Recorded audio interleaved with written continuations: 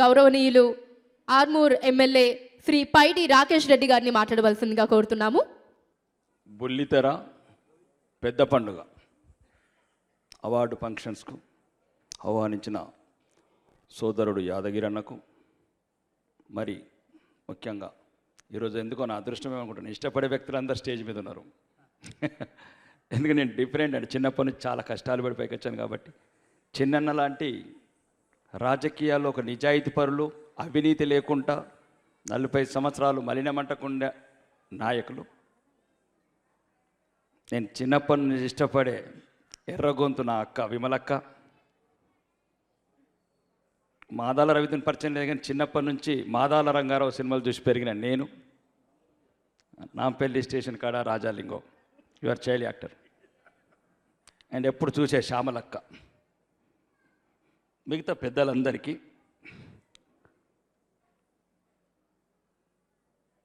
నేను ఎందుకు వస్తాను ఇట్లాంటి సమావేశాల కంటే, ఆ బాబులకు ఈ బాబులకు అందరూ ఉన్నారు, ఈ చిన్న బాబులకు ఎవరు లేరు. చిన్ని చిన్ని ఆశలు, చిన్ని చిన్ని కలలు.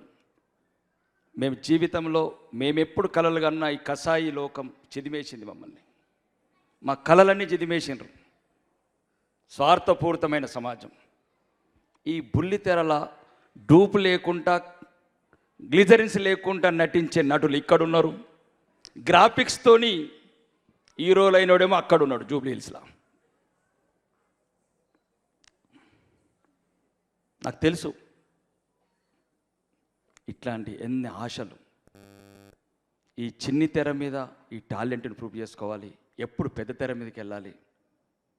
పెద్ద తెర మీదకి వెళ్ళి ఎవడో ఆ బాబు కొడుకు ఈ బాబు కొడుకు, ముక్కు ముఖం లేనోడు, ముక్కు సక్కా లేనోడు, నెత్తి సక్కా లేనోడు ఈరవుతున్నాడు. 6 అడుగుల అందగాడు, రింగుల జుట్టు, చిరునవ్వు నవ్వుతే ఏ హీరోకి సరిపోని ఫేసులు, మేకప్ వేయకుండా మెరిసిపోయే అమ్మాయిలు. ఈ కళలు, ఈ కన్నీళ్ళు నేను అనుభవించాను. అందుకోసం వస్తాను. ఈరోజు 8 మీటింగ్లు క్యాన్సిల్ చేసుకొని వచ్చాను. 8 మీటింగ్. మా ఆశలు చిదిమేసిన సమాజం, మీ ఆశలు చిదిమేయద్దు. రెండోది, ఇక పద్మమోహన. మా జీవితం పద్మానికి అంకితమైంది. ఇదొక కారణం. ఆ మురళి కావచ్చు, ఆ పద్మం కావచ్చు, చూసినప్పుడల్లా మా బతుకు, మా భవిష్యత్తు మొత్తం దాంతోనే ముడిపడి ఉంది. ఇప్పుడు భిక్షమ లాంటి సోదరి, ఆ గొంతుంటే అమాయకత్వం. మా పల్లెటూళ్ళు చూస్తే మా అక్కను చూసినట్లు, మా చెల్లెని చూసినట్లు. ఇక్కడ కాస్మోటిక్ నవ్వులు, డబ్బు ఉంటేనే పలకరించే మాటలు, అధికారం ఉంటే పక్కన ఫోటోలు దిగే, సెల్ఫీలు దిగే సంస్కృతి. మళ్ళీ ఎక్కడికో వెళ్ళిపోతున్నాం మేము గ్రామాలకు అట్లాంటి గొంతులు. కానీ అక్క పాట పాడేటప్పుడు ఏమన్నదంటే, పూలు దేవల్లా సాంబయ్య, మాలలు దేవల్లా సాంబయ్య. నువ్వు పూలు తెచ్చే వరకు సాంబయ్య లేకపోతే ఎట్లా ఈ దేశంలో?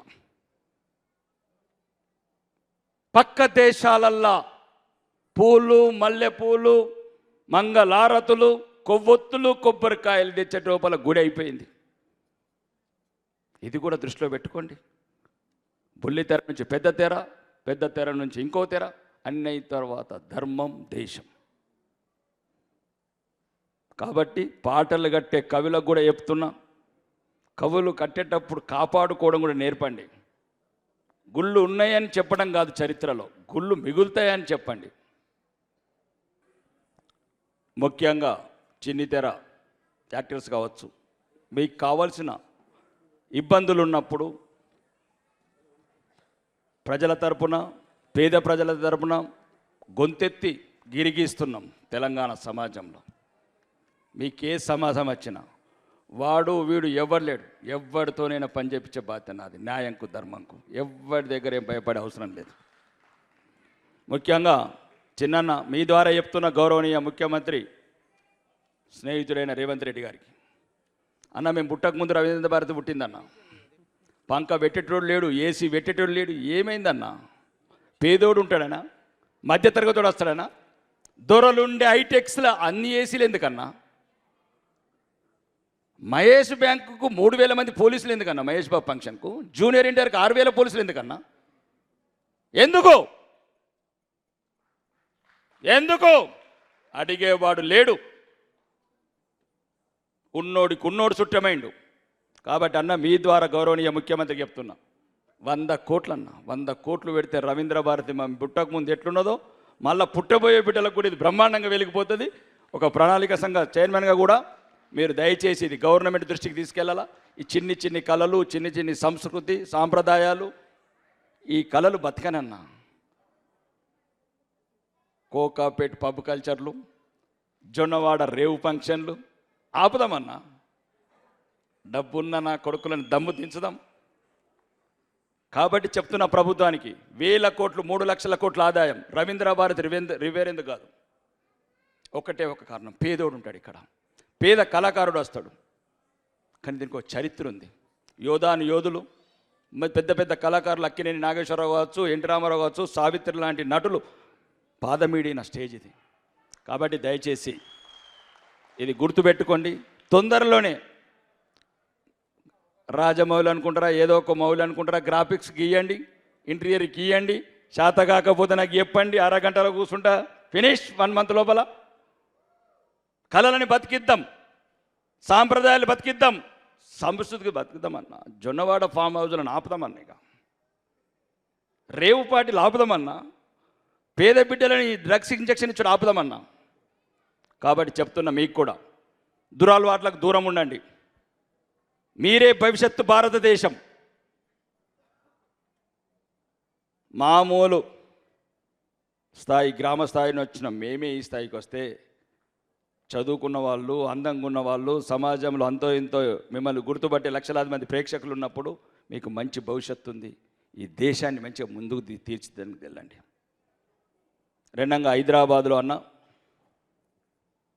ఈ 4th సిటీ అని మధ్యన ప్రపోజల్ పెట్టారు గౌరవనీయ ముఖ్యమంత్రి గారు.